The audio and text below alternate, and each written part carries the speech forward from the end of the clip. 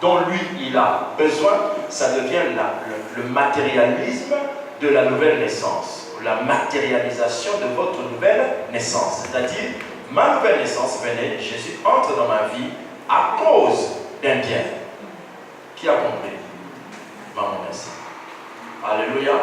Ça devient le matérialisme, ou bien la matérialisation, ou bien une façon matérielle qui vous a emmené à la nouvelle naissance. Toutes les fois que vous accédez à la nouvelle naissance par le besoin d'un bien matériel, vous êtes en train de réduire la puissance de votre nouvelle naissance. C'est pourquoi plusieurs ici prétendent avoir reçu Jésus, mais vous-même vous remarquez que le constat est fatidique. C'est un constat malheureux. Nous pouvons constater avec beaucoup de regrets que le Jésus qui est en vous semble être encore celui qui est dans le berceau de Bethléem. De Bethléem. C'est comme si le Jésus qui est dans certaines personnes ici est encore dans les tables de Bethléem, en train de crier avec... Vous savez, quand Jésus était à Bethléem en tant que bébé, il poussait les gens à se prosterner devant lui, mais il ne faisait aucun miracle. C'est le genre de Jésus qui aujourd'hui, nous le présentons comme étant, nous sommes venus pour adorer, adorons. Et là, vous adorez, mais vous restez les mêmes.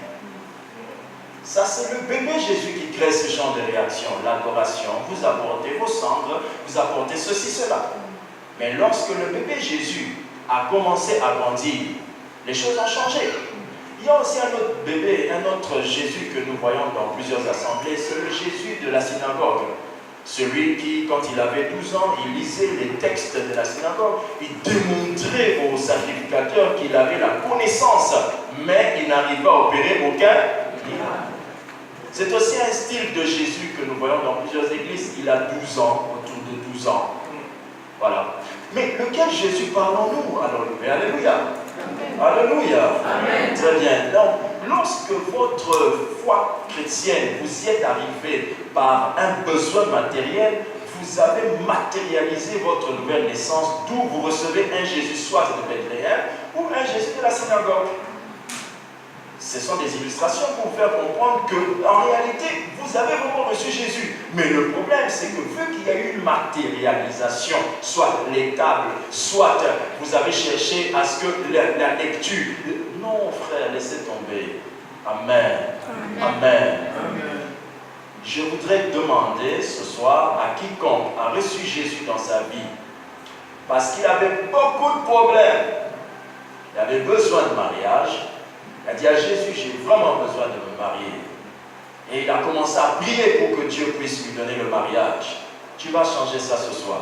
Tu vas recevoir Jésus pour aucune raison. Amen. La raison que toi tu dois te dire, c'est que je suis pécheur, perdu. J'ai besoin du salut. Amen. Et non pas d'une chose. Amen. Deuxième chose qui fait que les personnes aujourd'hui ont détruit en elles la puissance de Jésus. Amen. Voulez-vous connaître cela? Très bien. La Bible dit dans Matthieu 16, 23, je vais lire directement parce que j'ai beaucoup de points à donner. Matthieu 16, 23. Mais Jésus, se retournant, dit à Pierre, arrière de moi, Satan, tu mets en scandale, car tes pensées ne sont pas les pensées de Dieu, mais celles des hommes. Amen. Jésus peut se retrouver bel et bien en vous. Je parlais de Matthieu 16, 23. Jésus peut se retrouver bel et bien en vous. Mais vous pouvez réduire la puissance de Jésus à cause de vos pensées. Et quand on dit vos pensées, nous parlons des pensées des hommes. Que veut dire les pensées des hommes? Il y a une différence entre pensée et raisonnement. La pensée est une vérité qui s'installe dans l'esprit de quelqu'un. Le raisonnement est une discussion qui s'installe dans l'esprit de quelqu'un, agitant sa pensée, une positive contre une négative. Là, c'est un raisonnement. Donc, le raisonnement, c'est une continuité d'une pensée qui s'exprime positivement ou négativement. C'est-à-dire, je vais faire, non, je ne vais pas faire, je vais faire, non, ça devient un raisonnement qui a compris. Mais la pensée, c'est quelque chose qui s'est installé comme une vérité. Exemple, il y en a plusieurs ici qui savent qu'ils vont bientôt mourir. Oui, ils sont là, ils savent. Ils se disent en eux, moi je sens que je vais bientôt mourir. Je sens que je vais perdre le travail. C'est une pensée. Ça s'est installé, c'est devenu une vérité. Qui a compris? Rappelez-vous que la Bible ne dit pas Jésus dit à Satan, mais Jésus dit à Pierre. Arrière de moi, Satan. Comment pouvait-il dire à Pierre et parler à Satan? Alléluia. Alléluia. Amen. Vous savez qu'il est possible qu'un homme puisse devenir un avec Dieu ou devenir un avec Satan. Vos pensées lorsque vous les acceptiez, des pensées d'homme, alléluia, ces pensées d'homme qui correspondent à ce que tout le monde pense quand il se trouve dans une telle situation. Je prends un exemple, peut-être je vais encore revenir dessus sur un autre point. Il y a quelque chose que je remarque ici, d'accord? Ici, nous avons des églises qui se retrouvent dans des salles que nous louons. Ça fait beaucoup de salles que nous louons. Amen. Ok, c'est bien, c'est vraiment quelque chose de très bien. Mais ça, ce sont des pensées d'hommes. J'aimerais que vous compreniez une chose. Si vous continuez à penser comme tout le monde, vous vivrez ce que tout le monde vit. Comprenez-vous cela? Vos pensées doivent changer si vous voulez que la puissance de Jésus s'opère en vous. Oh, amen.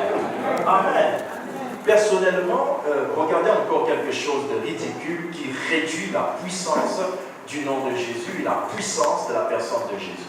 Regardez, plusieurs aujourd'hui, tels que vous êtes assis ou assises là, vous êtes convaincus qu'après le message, je prierai pour les malades seront guéris après le message. C'est une pensée d'homme, c'est-à-dire une logique, une vérité qui s'est installée comme ça dans les églises, qui fait que les gens se disent que pour que le pasteur prie pour les malades, il faut qu'il finisse d'abord la prédication. Mais Jésus ne guérit pas toujours quand le pasteur finit la prédication. Jésus peut guérir à n'importe quel moment. Il y en a qui, lorsqu'ils ont traversé simplement cette porte, ils ont déjà reçu leur guérison. Oui, tout à fait. Le problème, c'est la pensée. Amen. La troisième chose qui fait qu'une personne brise et détruise en elle la puissance de Jésus, parce que je répète, plusieurs ont reçu Jésus dans leur vie, plusieurs croient en la personne de Jésus, mais cette personne est restée historique en vous, cette personne est restée impuissante. Alléluia. Il y en a beaucoup ici qui ne peuvent même pas démontrer qu'ils sont enfants de Dieu. Imaginez que je vous pose la question, démontrez-moi que vous êtes enfants de Dieu. Qu'allez-vous dire? La Bible dit? Qu'allez-vous dire? J'ai reçu Jésus en 1914? Qu'allez-vous dire? Alléluia.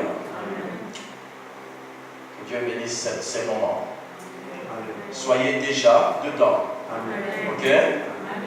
Donc, la troisième chose qui fait que les gens détruisent la puissance du nom de Jésus ou la puissance de la personne de Jésus en eux, malgré qu'ils l'ont reçu, mais Jésus est devenu impuissant, c'est l'appréciation de nos problèmes. L'appréciation de nos problèmes. Je vais vous montrer ça dans la Bible. Matthieu 9, 34. L'appréciation de nos problèmes détruit la puissance de Jésus qui est en vous. Votre foi chrétienne est devenue impuissante à cause du fait que vous appréciez vos problèmes plus que la puissance de Dieu elle-même. Matthieu 9, 34 dit ceci. Mais les pharisiens dirent, c'est par le prince des démons qu'ils chassent des démons. Les pharisiens qui étaient eux-mêmes connaisseurs, exploitant la parole de Dieu au quotidien, faisant d'elle-même une tradition, se retrouvent quand ils voient quelque chose de puissant se manifester, ils disent non. Si c'est puissant comme ça, c'est par le prince des démons qu'il l'a fait. Beaucoup d'entre nous ici exaltions plus le diable que Dieu. Exaltions plus la maladie que la guérison. Exemple, qui a déjà été guéri par Jésus ici? Alléluia, alléluia, gloire à Dieu, amen. Vous avez remarqué que plus de gens sont au courant du jour où vous étiez malade que du jour où vous étiez guéri. Oui ou non? Oui. Quand nous sommes malades, nous appelons même des amis pour dire « Gars, je suis à l'hôpital, ça ne va pas. » Nous exaltons plus nos problèmes que nos solutions. Qui a compris cela? Amen. Mais le jour où vous étiez guéri, vous aviez reçu la guérison, vous n'aviez pas appelé votre ami qui est en Haïti pour lui dire « Mon gars, tu sais quoi, je suis guéri. » l'exaltation de vos problèmes détruit la puissance de Jésus en vous. Qui a compris? Je suis ici debout devant vous avec une jambe qui devait être amputée à l'Université libre de Bruxelles. Il fallait nécessairement que l'on puisse couper cette jambe.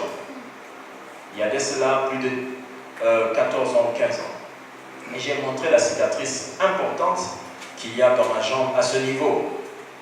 Alléluia. S'il y a des incrédules, dites-le moi. Je suis prêt à vous la montrer. Alléluia. Mais je crois avoir montré ça à mes filles hier encore. Qui est-ce que j'avais montré, mes enfants? D'accord. Je vous ai montré ma cicatrice hier. Elle est très longue comme ça. Il y en a une là, il y en a une autre ici et l'autre elle était là. Nous sommes allés à l'hôpital pour qu'on en puisse observer parce que j'avais une tumeur osseuse. Je ne savais pas. Je jouais beaucoup au basket. Un jour, je me retrouve par terre. La jambe ne bouge plus. C'est le ligament qui a sauté. Amen. Alors, mon père décide, paix à son âme, comme disent les âges. Mon père se décide de me faire venir en Belgique pour me faire soigner, afin que l'on puisse aider son enfant. Moi, je dis à mon père, tu vas perdre ton argent. Amen. Tu vas perdre ton argent. Comme on entend kyste, vous voyez, comme vous entendez cancer, il y a des gens ici qui disent, quand il a un cancer, ah, tu as un cancer. Voyez-vous, l'exaltation des problèmes. Amen. Mais d'autres personnes meurent avec des maux de tête. Pourquoi exaltiez-vous vos problèmes plus que la puissance de Dieu? Amen. Écoutez, le problème c'est que ça dépend tout simplement de comment est-ce que vous avez compris Jésus. Si vous l'avez compris dans une mauvaise condition, vous allez toujours croire que Jésus est là pour nous consoler. C'est-à-dire, je suis malade, Jésus va me consoler. Non, Jésus ne fonctionne pas comme ça. Dans la Bible, je l'ai vu marcher. La Bible dit de lieu en lieu, guérissant les malades. J'aime cette expression. Un jour, j'étais en train d'aller rendre visite à un frère. Alléluia.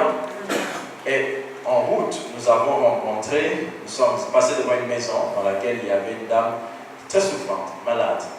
Moi, j'étais venu voir l'endroit pour qu'on puisse implanter une bergerie. Une bergerie, pour nous, à Kinshasa et dans le monde, c'est